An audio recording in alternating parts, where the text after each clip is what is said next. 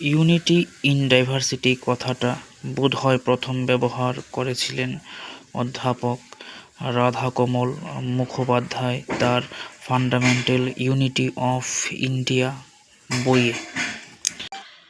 Unity in diversity কথাটা বোধহয় প্রথম ব্যবহার করেছিলেন অধ্যাপক রাধাকমল মুখোপাধ্যায় তাঁর ফান্ডামেন্টাল ইউনিটি অফ ইন্ডিয়া বইয়ে। তবে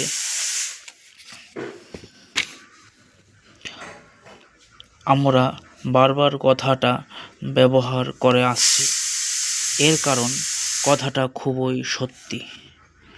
ভারতীয় সংস্কৃতি বা ভারতীয় ঐতিহ্যের মধ্যে ইউনিটি ও ডাইভার্সিটি দুটিই রয়েছে, এটা প্রায় সবাই প্রত্যক্ষ করেছেন।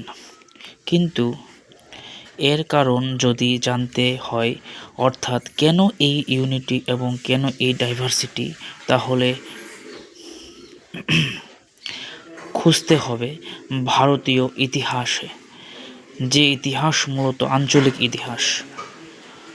আর একটু পরিষ্কার করে বলতে গেলে ভারতের প্রতিটি অঞ্চলের সমষ্টিগত ইতিহাসেই হচ্ছে ভারতের জাতীয় ইতিহাস। ভারত রাষ্ট্রটিতে যেমন বিভিন্ন অঞ্চল ও জনগোষ্ঠী রয়েছে, তেমনি প্রতিটি অঞ্চলের নিজস্ব ঐতিহ্য ও বৈশিষ্ট্যও রয়েছে।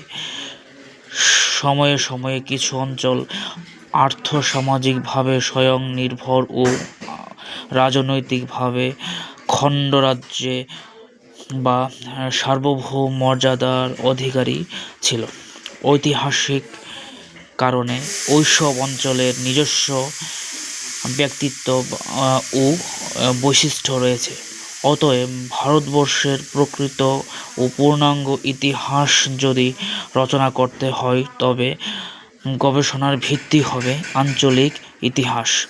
তাছাড়া এমন কিছু অঞ্চলও রয়েছে যা আজ ভারতের রাজনৈতিক মানচিত্রের অন্তর্ভুক্ত নয়, কিন্তু কোনো না কোনো সময়ে এগুলো ভারতের কোনো না কোনো অঞ্চলের অবিচ্ছেদ্য অঙ্গ ছিল এবং এই দেশের আর্থসামাজিক বিকাশের ক্ষেত্রে বলিষ্ঠ ভূমিকা নিয়েছিল।